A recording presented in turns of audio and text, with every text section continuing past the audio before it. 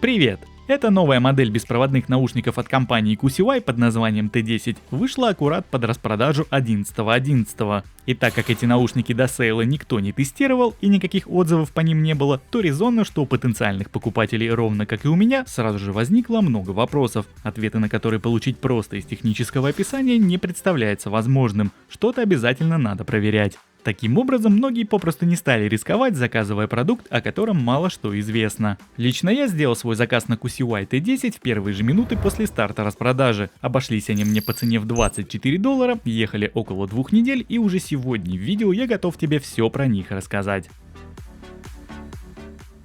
Поставляются наушники в обновленной и, как мне кажется, в намного удешевленной упаковке по типу Redmi AirDots. Прошлые коробки QCY мне нравились больше. На передней стороне изображено само устройство, а сзади напечатали краткие технические характеристики и поместили изображение всех возможных цветов данной модели. Оказывается, в будущем нас ждет появление синего, черного и белого исполнений, но сейчас доступно только два цвета – зеленый и розовый. Внутри коробки все по классике: зарядный кейс, пара наушников, комплект сменных амбушюр, краткое руководство пользователя и зарядный кабель USB Type-C. Сам кейс выполнен из матового пластика зеленого цвета. На передней стороне у него расположен трехточечный индикатор заряда, каждая лампочка в котором это 1/3 емкости аккумулятора, который здесь установлен на 600 мАч. Петля крышки пластиковая и не имеет доводчика. В открытом состоянии крышка не люфтит, а в закрытом фиксируется плотно на магнит.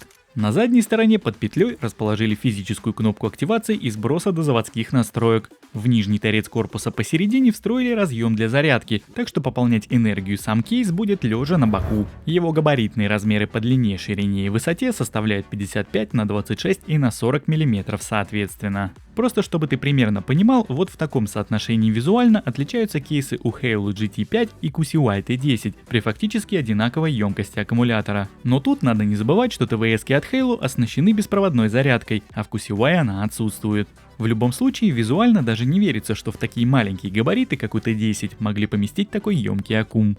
Сами наушники имеют матовую поверхность на внутренней стороне, что прилегает к уху, и глянец снаружи. Ну а ножка здесь примерно на треть короче таковой в наушниках QCY T5, 15 мм против 25. Сенсорные области для управления функциями мультимедиа расположили в верхней части ножки, в месте ее крепления с основной частью наушника. Туда же установили статусный светодиод. Во время работы лампочки не горят и не мигают.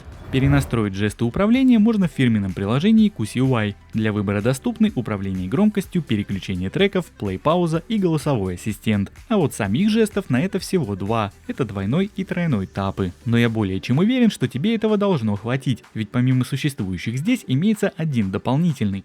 По удержанию пальца на сенсоре в течение 1,5 секунд зашита функция переключения треков. Ее переназначить никак нельзя. Таким образом, мои текущие настройки жестов QCY T10 выглядят вот так. Двойной тап во время воспроизведения музыки отвечает за плей-паузу, а в режиме звонка можно ответить на вызов или положить трубку.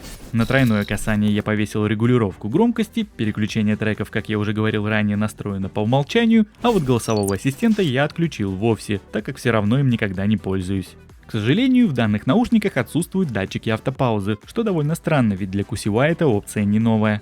Помимо всего прочего, производитель также заявил о 3,5 часах проигрывания музыки при 50% громкости. Однако на поверку это казалось не совсем так. В моем тесте автономности на 100% громкости наушники отыграли у меня ровно 3 часа. На самом деле это довольно редкое явление, когда подобный параметр заявляют меньше, чем оказывается по факту. Обычно все наоборот.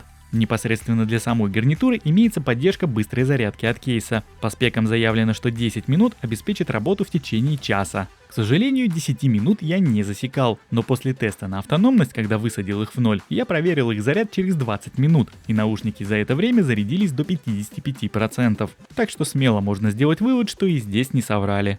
Вообще, что касается звучания T10, то тут однозначно могу сказать, что басхеды проходят мимо. В принципе, это было ожидаемо, ведь несмотря на наличие двух драйверов в каждом наушнике, оба они арматурные. Оттого мощнецкому басу здесь попросту неоткуда взяться. Помимо всего прочего, подвели и комплектные амбушюры. Они, как всегда, у QCY не самые лучшие в мире. Я их сразу поменял на свои универсальные от Redmi AirDots, ведь уплотнители именно подобного плана создают нужную посадку и обеспечивают прекрасное звучание, по крайней мере в моих ушах. Благо и места в кейсе даже под такие громадины хватает с лихвой. По частотной картине верхушек и средних здесь более чем достаточно, а вот бас ты получишь только заменив амбушюры. Звук интересный, чистый и вполне себе годный, да и количеством громкости производитель не обидел. Так что в целом по звучанию к этим наушникам лично у меня претензий нет, но про бас я тебя предупредил. Ну а теперь я предлагаю тебе послушать, как здесь отрабатывают микрофоны, ведь на этом в описании производитель сделал отдельный акцент. Проверяем работу микрофонов в наушниках QC T10 на зеленой трассе, это проспект Мира, сейчас 7 утра.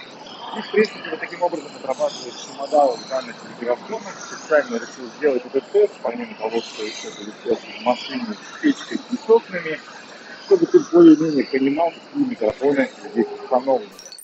Проверяем работу микрофонов в наушниках QC T10. Вот таким образом они звучат в закрытой машине. Сейчас буду открывать окна и создавать такой некий сквознячок, задувать ветер со всех сторон, с двух сторон.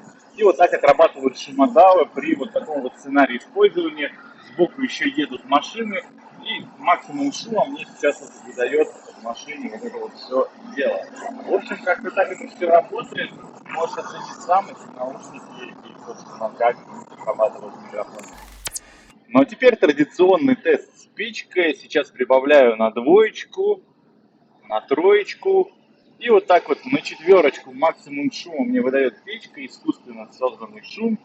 И вот так вот отрабатывают шумодавы при таком сценарии использования. Допустим, если ты будешь где-то зимой, да, ехать разговаривать по этим наушникам с кем-то по телефону и будешь обогреваться в этот момент. Ну, в общем, вот такой вот тест, как обычно, все наставляю на ваш суд. Вот как-то так, как-то так. Подключение наушников к смартфону происходит по открытию крышки кейса. Ими можно пользоваться как вместе, так и по одному. При этом в любом из сценариев все происходит бесшовно. Связь обеспечивает интерфейс Bluetooth версии 5.0, а из аудиокодеков на выбор доступно два. Это AEC и SBC. По стабильности сигнала наушники ведут себя замечательно и подключаются быстро. Сидят в ушах хорошо, я бы даже сказал плотно. Думаю, даже во время бега они не будут выпадать. На улице при надетой длинной куртке и телефоне в кармане джинс сигнал хороший и во время ходьбы не прерывается. В силу того, что специальный игровой режим в данной модели недоступен, ждем его по традиции в модели T10s, то и в PUBG Mobile присутствуют некоторые задержки звука. Для кого-то они могут показаться некритичными, но они имеют место быть. А вот с YouTube все работает без проблем. Смотреть ролики можно с комфортом, главное при этом не забывать, что на рассинхрон может также влиять скорость твоего мобильного интернета и встроенный Bluetooth модуль в твой смартфон. Ну и подводя некий итог, что могу сказать. Признаться честно, я ожидал большего. Да, они не соврали про автономность и не соврали про звук. Наушники действительно компактные и удобные, но при всем при этом, как по мне, микрофоны тут отрабатывают хуже, чем в модели T5s. Да и чего уж далеко ходить, звучат пятерки лучше. И вот при таком раскладе получается, что проще и дешевле взять те же QC T5s, в которых единственное, что может не понравиться в сравнении с данной моделью, так это старый интерфейс зарядки форматом microUSB. Так же, как альтернативный вариант, можно посмотреть в сторону свеженьких Halo GT5 или купить Honor Choice X1. Оба этих варианта будут намного выигрышнее, нежели T10. Но в любом случае, стоит их покупать или нет, в конечном итоге решать только тебе. Я же постарался максимально подробно и за короткое время рассказать основные моменты по данной новинке. А на сегодня у меня все. Спасибо тебе за просмотр, отдельно за лайк и комментарий, и увидимся с тобой в следующих видео. Пока-пока.